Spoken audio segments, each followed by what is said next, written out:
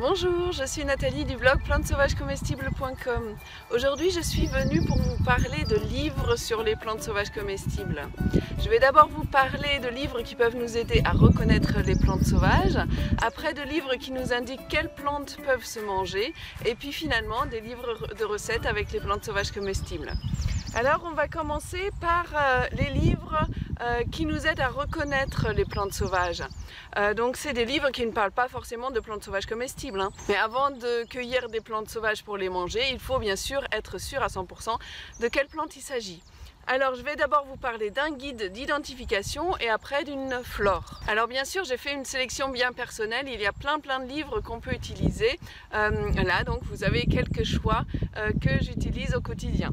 Alors je vais commencer par le guide des fleurs sauvages des éditions Delachaux et Niestlé. Donc c'est un guide d'identification qui est organisé par famille, donc les plantes sont classées par famille. Si vous connaissez déjà les familles des plantes, les caractères des familles des plantes, vous pouvez aller directement à la famille et chercher. Donc vous avez toujours d'un côté la description des différentes espèces et de l'autre côté vous avez des illustrations qui vous aident à les reconnaître.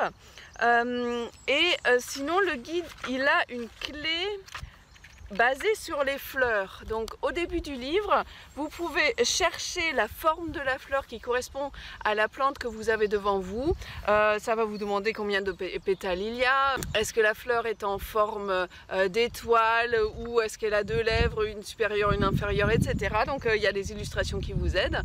Quelle couleur est-ce qu'elle a?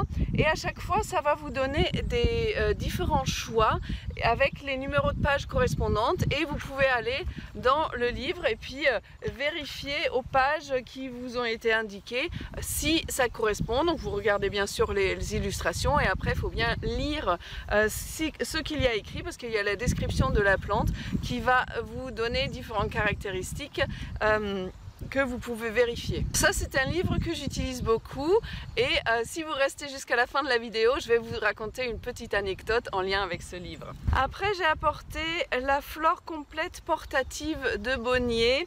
Donc c'est la flore de la France, de la Suisse et de la Belgique. Donc les flores, ce sont des livres plus scientifiques qui comprennent vraiment la flore complète d'un endroit donné. Donc ici la France, la Belgique et la Suisse.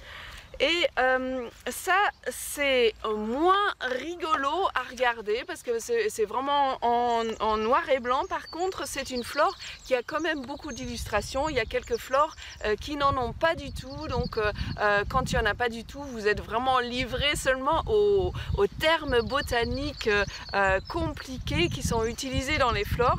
Ici le sous-titre c'est pour trouver facilement les noms des plantes sans mots techniques. Donc cette flore elle a vraiment été faite pour que ça soit accessible au plus grand nombre. Et elle utilise une clé dichotomique. Donc en fait, vous partez de la plante que vous voyez et la flore, elle va toujours vous poser deux questions. Par exemple, ça va vous demander feuilles complètement divisées en folioles ou feuilles non divisées en folioles. Donc à chaque fois, il y a deux questions et vous ne pouvez que répondre par oui et par non. Et chaque réponse vous amène à un autre endroit.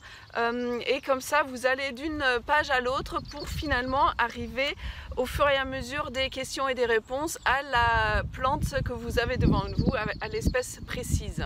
Bien sûr c'est un peu plus technique à utiliser mais c'est la méthode scientifique et ici vous arrivez vraiment à l'espèce précise et vous avez l'ensemble de la flore qui est présentée. Maintenant je vais vous parler des livres qui nous indiquent quelles plantes on peut manger. Parce que maintenant on sait devant quelle plante on se trouve, alors est-ce qu'elle peut se manger ou pas?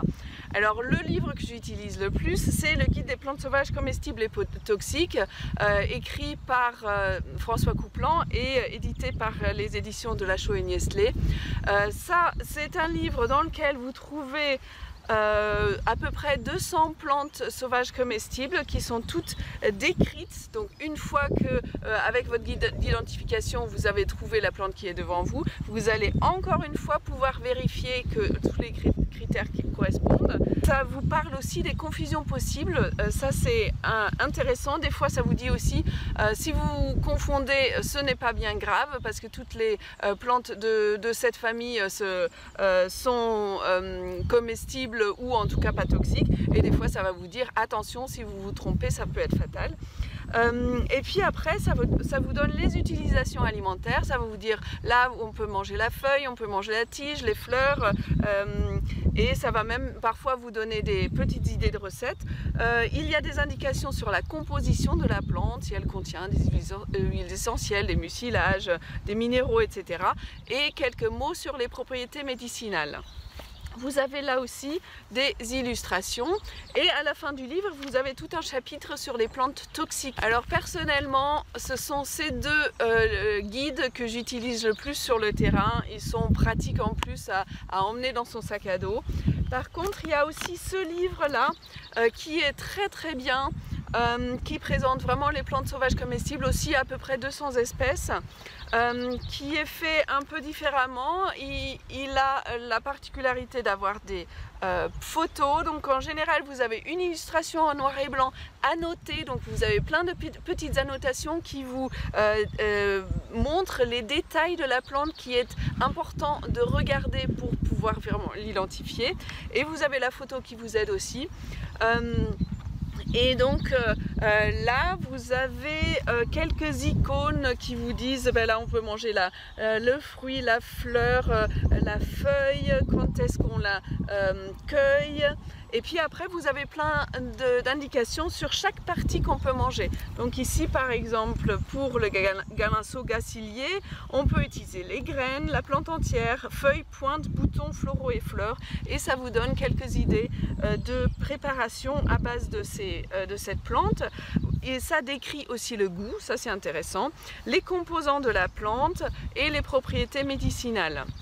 Vous avez aussi en fin du livre un calendrier des cueillettes, ça aussi ça peut être bien pratique, et bien sûr l'index des plantes en latin et en français, ça c'était le cas aussi pour le guide qu'on a vu avant. Ici un petit livre qui est très sympa, écrit par Guy Lallière, Christophe Leray et Christophe Anglade, aux éditions de Bézieux. Donc de Bézieux qui est un très bon photographe en Auvergne qui a fait toutes les belles photos que l'on voit dans ce guide. Donc il est plus compact, les textes sont brefs mais ils donnent vraiment l'essentiel. Vous avez une description de la plante, donc des organes de la plante pour la reconnaître. Vous avez une description de la plante dans son ensemble avec quelques anecdotes. Toujours une partie sur la cuisine. Ça vous dit aussi quelles parties donc précisément peuvent se cueillir et à quel moment. Et souvent il y a des correspondances avec des espèces proches qui sont faites. Donc là aussi vous avez 250 espèces à peu près il me semble, et à la fin du guide vous avez une soixantaine de recettes, recettes d'entrée, de plats, de desserts, de boissons, avec des petites photos. Ça c'est très sympa, donc vous avez plein d'idées de recettes. Et là aussi un outil très pratique en fait de calendrier de récolte. Ça vous dit quelle partie de la plante peut être récoltée à quel moment. Il n'est pas onéreux, il est très sympa, donc ça c'est un très bon investissement à faire aussi dans tous les cas, même si vous avez déjà d'autres guides. En dernier, pour les livres qui présentent les plantes qui se mangent, je vais vous présenter Le Régal végétal, écrit par François Couplan aussi. Donc il a voué sa vie aux plantes sauvages comestibles et il a écrit une encyclopédie en 3 tomes. Ici c'est le premier tome, Le Régal végétal. Donc là vous avez 1600 espèces de plantes sauvages comestibles d'Europe qui sont décrites. Alors ce n'est pas un guide d'identification, donc il faut déjà avoir identifié la plante pour l'utiliser. Vous avez toujours bien sûr le nom latin, le nom français. Ça vous dit où est-ce qu'on peut en trouver. Et puis vous avez toujours les indications sur quelle partie de la plante se mange, quand est-ce qu'on la récolte. Il y a parfois des petites idées de recettes, qu'est-ce que ça comporte comme composants. Ici je vois par exemple vitamine C, tanin, des sucres, des pigments et d'autres substances. Ça parle aussi des plantes tinctoriales, d'autres utilisations des plantes. C'est super complet. Donc ça c'est vraiment une référence. Alors quand vous débutez avec les plantes sauvages comestibles, ce n'est pas forcément le livre qu'il vous faut au départ, mais une fois que vous vous êtes passionné pour le sujet, c'est vraiment une super référence à avoir. Venons au livre de recettes. Je vais démarrer avec un livre que j'aime beaucoup. Il est assez spécifique, il est spécialisé sur les biscuits. Ça s'appelle Grignotage sauvage, histoire d'une boîte à biscuits, écrit par Bruno Delaunay aux éditions Terran. C'est un livre que j'aime énormément par la personnalité qui lui est donnée par son auteur, avec ses photos, ses belles photos un peu rustiques, sa mise en page ludique. Donc ça parle de plein de biscuits qu'on connaît, les madeleines, les langues de chat, les cookies, etc. Mais toujours agrémentés, parfumés aux plantes sauvages comestibles. Donc ça donne plein d'idées et en plus vous apprenez à faire la pâtisserie traditionnelle avec ce livre, mais aussi inventive et innovante. Il y a des recettes sans gluten, des recettes sans sucre. Donc c'est un livre que j'aime énormément. Je vous ai amené Les saveurs printaniers des fleurs sauvages, écrit par Annie-Jeanne et Bernard Bertrand aux éditions Terran. Ils sont partis du principe qu'on arrive mieux à identifier les fleurs que les rosettes des feuilles, les petites plantules, et ils se sont dit on va faire un livre en présentant les fleurs de printemps et en les utilisant en cuisine. Donc il y a une partie recette salée, une partie recette sucrée et à la fin une partie avec des boissons aux fleurs printanières. Donc il y a plein d'idées. Et à la fin, chaque plante qui est utilisée dans les recettes est présentée. Et à la fin, tout à la fin, vous avez quelques plantes toxiques aussi pour ne pas confondre.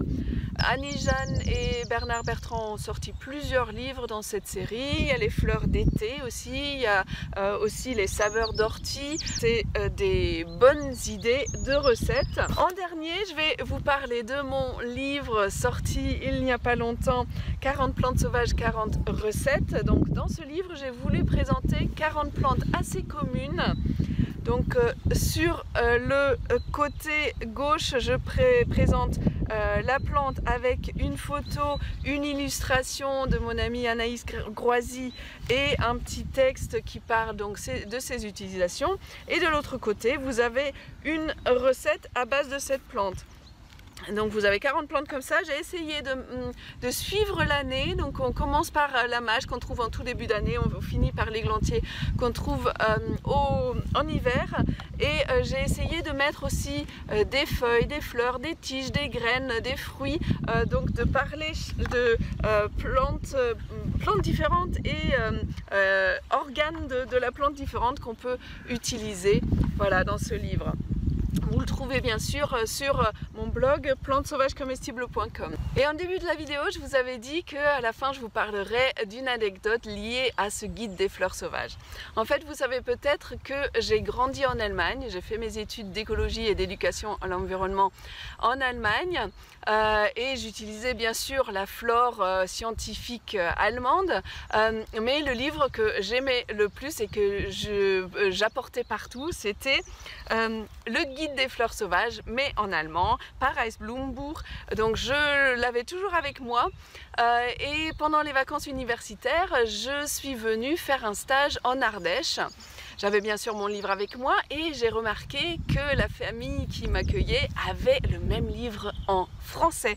Alors tous les soirs, je me suis amusée à écrire les noms français des plantes au-dessus des noms allemands.